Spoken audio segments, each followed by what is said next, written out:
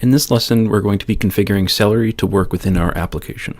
Celery is an asynchronous task management solution that we're going to use to check for scheduled reminders. So let's just talk briefly about how this architecture is going to work. So right now, when we create a scheduled reminder, we save it to our database. Now what we're going to do is we're going to use Celery to pull that database on a regular interval, let's say every few minutes, and it's going to check for scheduled reminders. It's going to compare the current date time to the send on date time for the reminder, and it's going to determine if it should send a text message for that reminder. So the first step that we need to take is to install a broker. For that, we're going to use Redis. If you're not familiar with brokers or how Celery uses brokers, you can check out the Celery website, celeryproject.org, and just do a little bit of reading about it. It supports a couple different types of brokers. We're going to use Redis. That's the one that I'm most familiar with. But you can also use RabbitMQ if that's something you're familiar with, or if you are interested in learning that particular tech. And then obviously there's a couple other options as well. So let's go ahead and install Redis. If you're not familiar with Redis, you can check out redis.io and read up about it. But essentially it's just a key store solution that we're going to be using here. Now we won't be working directly with Redis. We'll just be working with Celery, but because Celery needs it as a dependency, we need to install it first. So let's go over to our shell. Now, if you were to get the latest version of Redis, you would need to install it manually. But what we're going to do is we're just going to use our package manager. So let's go sudo apt-get install redis-server. And this is asking for the password. Okay, go yes. Okay, so it looks like it's installing, which is good. And it looks like it's complete. So now let's just let's try and confirm that it's running. I'm just going to open a new tab and let's go redis-cli. And it looks like it connected. You can see it's running on the local IP address as well as the 6379 port. So now we can control D out of that. And actually I'll switch over to this other tab. I'm going to clear this. And now we need to install the Python bindings for Redis so that we can work with it in Python. And to do that, we're just going to install it via pip. So we're going to go pip install Redis. And that should install the package. That looks like it was successfully installed. There we go. And next we need to install Celery. So we'll go pip install Celery.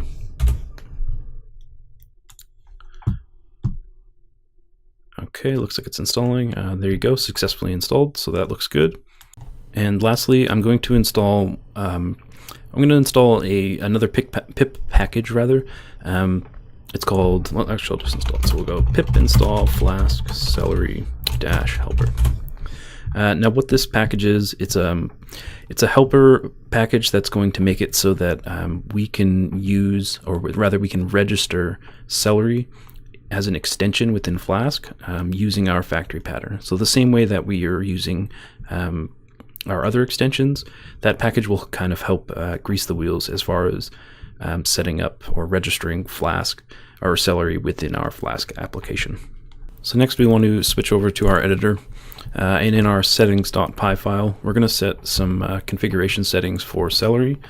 We're going to set 2, so let's start with 1. Let's go Celery _result backend, and this is going to be equal to Redis, there we go, Redis : / localhost, and then the port is 6379, and then we're going to go down a line and we're going to add Celery broker URL,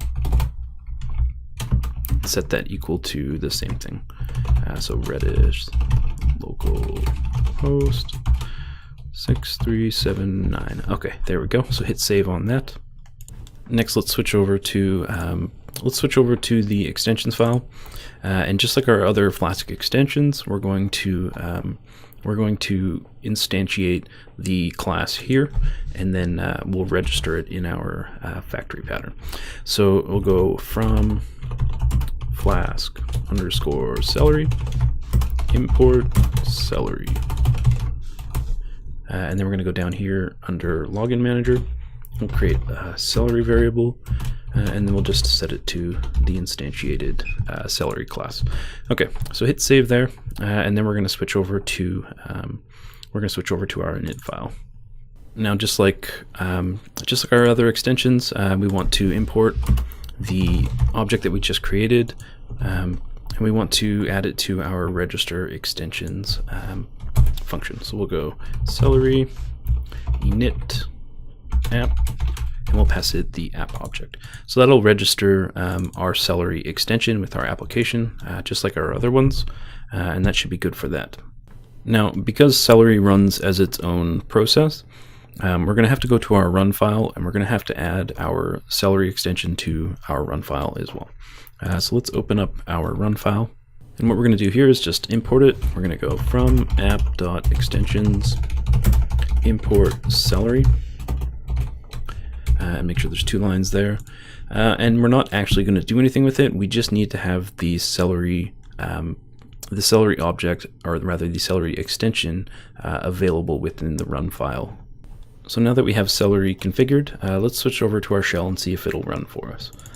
So we'll switch over, and then we'll go Celery-A, indicating that we want to work from an application, and we'll go run.celery, and this is just the run file, and inside that run file, the Celery object that we imported, or rather the Celery extension that we imported, and we want to go worker. Okay, so it looks like it's working. It's waiting. It says Celery at DevBox version 4.1, which is good. And you can see here the Redis transport it says, but it's the broker that it's using that we set up. So it looks like it's good. Next, we can create a task and test that it's working. So let's switch over to our editor. And in our editor, we're going to create a new file. Let's see here. So within our app, we're going to, or rather our app folder, we're going to create a new file. We'll call it tasks.py. So this is where we're going to house the task that runs to check for scheduled reminders. So in our task file, let's import the Celery extension. So let's go from extensions, import Celery. And now let's create a really basic task just to check that it's working, and then we can add more logic after. So to define a task, use the Celery decorator task, like that, and then you define your task function. We'll call it send reminders. There we go. It's not going to take any parameters because we don't need any, and let's make it just do. Let's go print hello world. There we go. Okay, so hit save on that, and then we're going to switch over to a Python shell. And what we're going to do is we're going to send our task manually. But what we're going to do is first we're going to restart our Celery server so that it recognizes the new task, like that. Okay, and then we're going to go Flask shell. So we'll open a Flask shell. Ooh, actually, you know what we need to do first? We need to add our new task to our shell context. So let's go back over to our code real quick. Let's go to our init file. Let's start a new line for the imports. We go .tasks. So from tasks import send reminders. And then we want to add that down here to our shell context. So we'll go send_reminders, pass in that task function. Okay, so we'll hit save there. Now we can go back to our shell, and we can start a Flask shell. So Flask shell. Okay, and now we should have access to the send reminders task. Okay, that looks good. And if we just call it, it can work just like a function, but because it's a task, we can also use it asynchronously, man, that's hard to say, asynchronously as a task. So we'll go, let's try send reminders .delay, and this is just saying,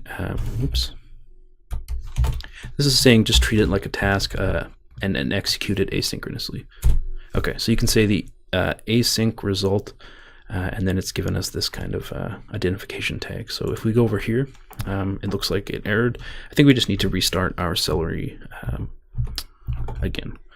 Let's go like that, because we did make changes, right? So let's try again. Okay, there we go. So you can see hello world. So remember that when you make changes, when you add things to your context, things like that, just make sure you restart your services. That way they recognize the changes that you made to your application. So that's a good tip for when you're debugging issues that seem sort of weird and out of context. So that looks like it's working, which is great. That means our task can be used. Celery is working, and it's recognizing tasks, which is great. So I think we can do a little bit more. I think we should switch over to our editor, and I think we should update our task so that it actually does something. Now we're not, at least for this lesson, we're not going to be adding any type of SMS sending functionality. We'll save that for the next one. But what we can do is we can look for reminders that are scheduled to go out, and we can set their sent to the current time or date time, which is essentially flagging them as being sent. None of this takes any type of API call or anything like that, so we can set all of that functionality up before we set our Twilio SMS API calls as well. So let's do some imports. We'll go up to the top. We know that we're going to be working with date times, so we're going to go from datetime, import datetime. We also know that we're going to need a couple of other things. We're going to need access to the application context. So we want to be able to reference the current application. We also need some query helpers, import and you'll see why those are valuable in a minute. And then we want to, let's back up here. And we want to grab the DB object so that we can do our session handling. And we want to get our reminder. There we go, our reminder model, so that we can query our reminders. Okay, so let's get rid of this print hello world statement. And first we need to query a list of our reminders that are ready to go out. So let's go reminder, or reminders is equal to reminder query. Now we want to filter by the send on date. So we'll go, let's go and inside this and clause, we're going to say reminder send on is less than or equal to date time now. And also reminder sent on is equal to none. Okay, and then we'll, actually I think I'd prefer to have this kind of wrap up here. And then we want to get all of those records. Okay, so I'm going to ignore this linter complaint. It's not really something to worry about. But what we're doing here is we're querying off of the reminder model, and we're querying using an AND conditional, or an AND statement, which is analogous to the SQL AND. And what we're saying is get all reminders where the send on field has passed the current date time, and where the sent on field hasn't been set yet. This statement right here will make it sure that we don't attempt to send ones that have already been sent in the past. So hit save on that. And next we need to, for our list of reminders, we need to iterate over each of them, and we need to set the sent on field to the current date time, and that'll flag them as being sent. So let's do that now. We'll go down one line, and then we'll loop over them. So we'll go for reminder in reminders, and we'll set the reminder sent on equal to date time now. Oops. Oh my. There we go. And then we want to add that to our session. So reminder, and then we want to commit it to our session. Okay. Okay, so let's look this over. I'll hit save so the linter refreshes. Okay, so that looks good. We got our list of reminders. We iterate over each of them, and for each one we're setting the sent on to date time now. Okay, so one thing I'm seeing is that we're calling date time now twice.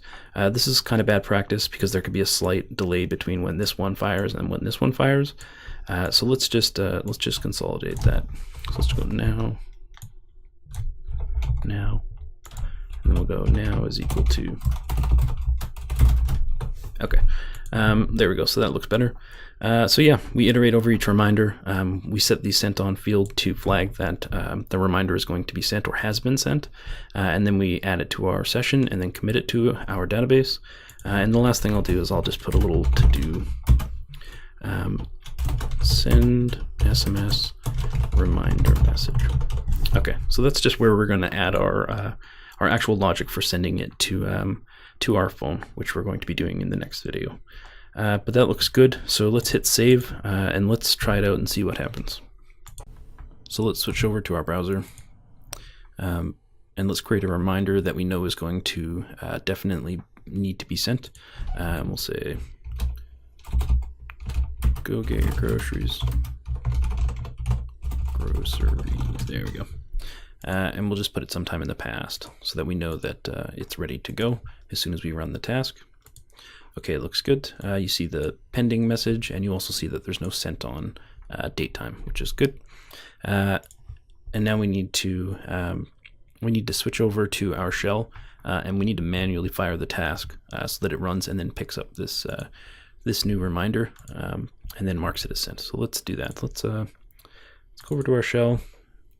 The first thing I'm going to do is probably restart our Celery worker just to make sure that the new task changes are registered with the worker.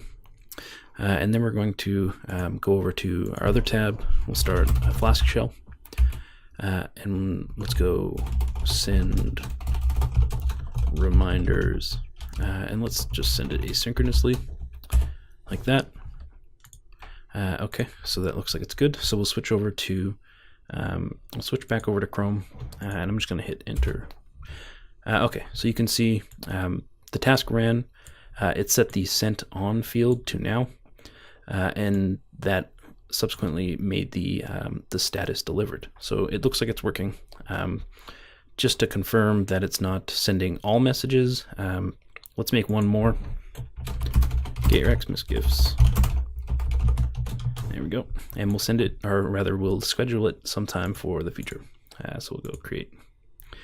Okay, and then I'm going to go over in my shell and I'll just run it again. I won't even bother switching over in the video, but I just ran it again. So then I'll hit enter. And you can see that although I ran the task, it didn't attempt to send this one because it's not past its scheduling date, which is the exact functionality that we are looking for. So all in all, it looks like it's working. So now we can switch over and we can commit our progress for the lesson. So let's go to our shell. We'll drop out of this Flask shell and just clear this out for now. We'll go git status. And you can see all the files that we changed, which is good. We'll add those, so git add all of them. And then we want to make a git commit with our message. Add Celery and created send reminders task. Okay, that looks good. So that's the end of this lesson. We integrated Celery into our application, and we set up a asynchronous task that we can use to send our scheduled reminders, and we set up the change to the sent field for those particular reminders that are being sent.